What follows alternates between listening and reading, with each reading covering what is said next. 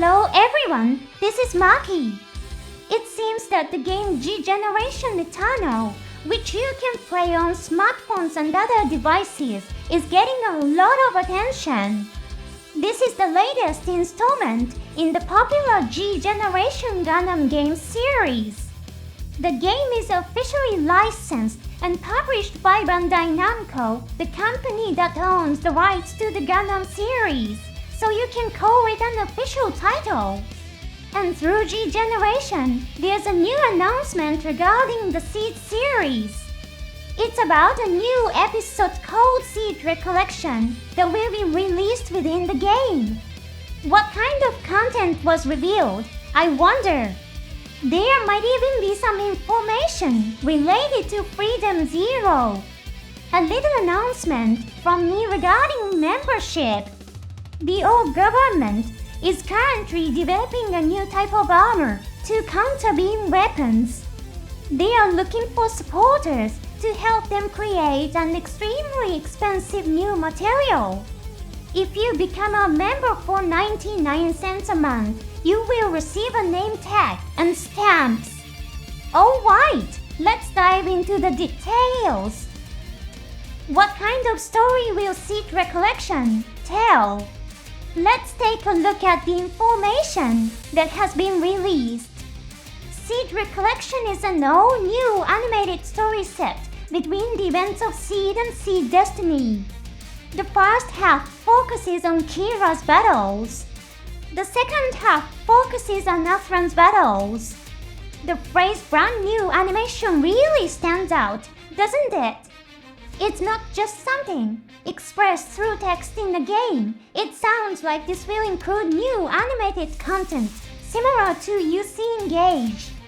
The fact that it takes place after the events of Seed is especially intriguing. In the previously released anime In the Stars Interval, Kira is shown to be deeply wounded emotionally.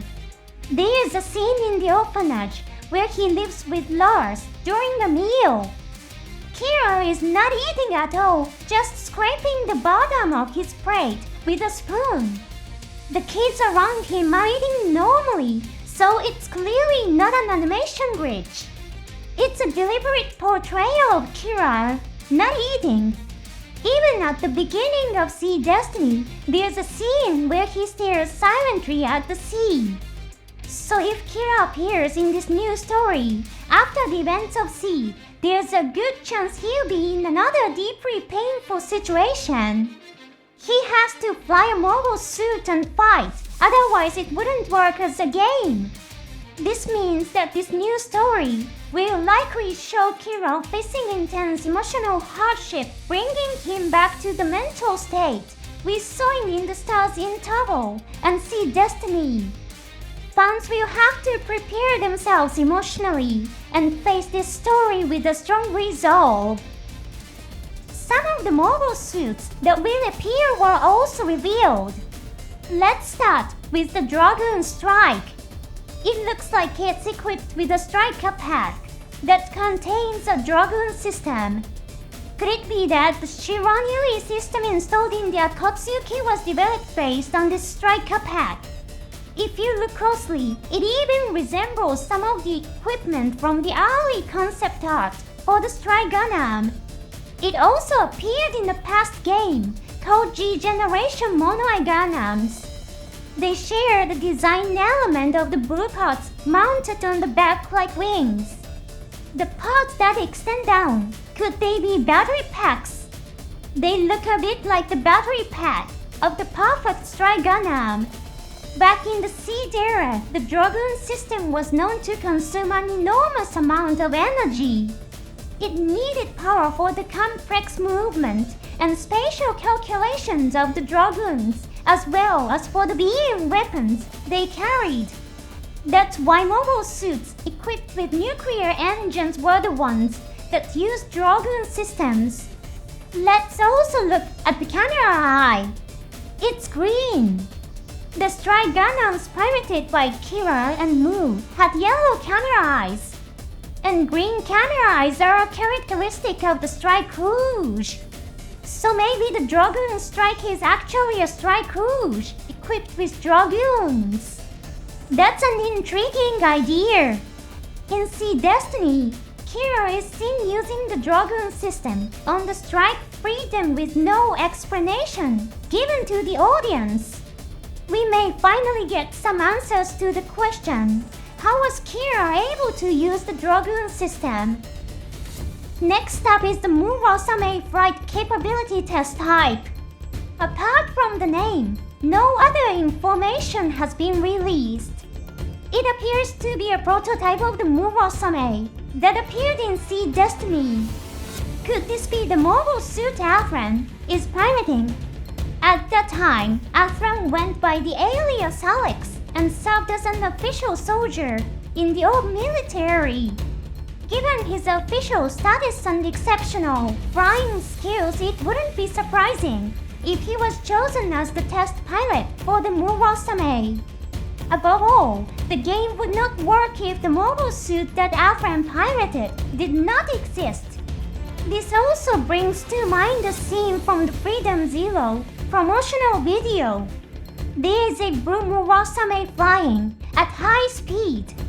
It dodges shots from a standard red and white Murasame and zooms away at high speed. Perhaps this was a test flight and Maki battles in with the new Murasame model. And maybe Athran was the pilot of the blue Murasame.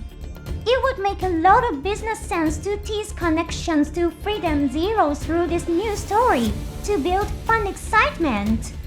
There are certainly a lot of fans who want to see Athran flying a Gundam again. Unfortunately, we already know that the Aegis Gundam is still abandoned on the coast in the era of Seed Freedom. So it looks like we won't be seeing our Justice Aegis Gundam anytime soon. 2 more machines have been unveiled. One is the Gates. It has gold decorations that really stand out. Its most striking feature are the 2 vertically mounted beam claws. The Gates Aru, an upgraded version, has only 1 beam claw.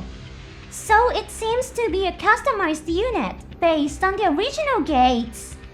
The spear-like weapon it carries is also quite intriguing. Mobile suits from the Seed era still relied on battery power, which was less advanced than later generations. Using multiple beam weapons simultaneously wasn't something most units could handle unless they were specially equipped. This would suggest that this Gates is some kind of special model. The gold trim may even remind some fans of the Black Knight Squad. Especially the 3 horn-like decorations on the shoulders look very similar to those of the Black Knight Squad color. Could the pilot be Ophi? And the last machine looks like a 4-legged tank. It bears a slight resemblance to the Azam that appeared in First Gundam. The claws on the tips of its legs also remind me of the Zamzozo. Could this be a prototype of a new mobile armor being developed by the Earth's Alliance forces?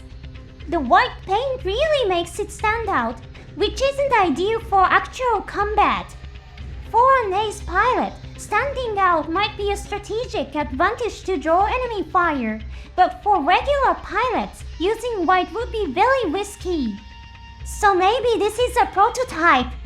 Or could the white color suggest that Ophi is actually piloting this mobile armor? Maybe we should hand over the cool Gates we saw earlier to Full Frontal. GeForce is really heating up right now, but the games are super exciting too. There have been all kinds of new figure announcements, way more than I could cover on my show. Some of you may already know this, but the Robot Spirits figure of the Phoenix Gundam, originally from the Ggeneration series, has been announced. It's priced at around $95. Pre-orders have already started in Japan, and it's expected to ship in September 2025. Also from the Super Robot Wars series, the Wing Gundam Zero Rebellion will be released under the Gundam Fix Figuration Metal composite line. This Gundam was created in cooperation with the anime called GuAIZ. It even comes with original weapons. This one is priced at around $303. Pre-orders will begin in Japan on April 21 and it's expected to ship in December 2025. Please note that prices may vary depending on exchange rates. Shipping schedules may also vary depending on the country or region.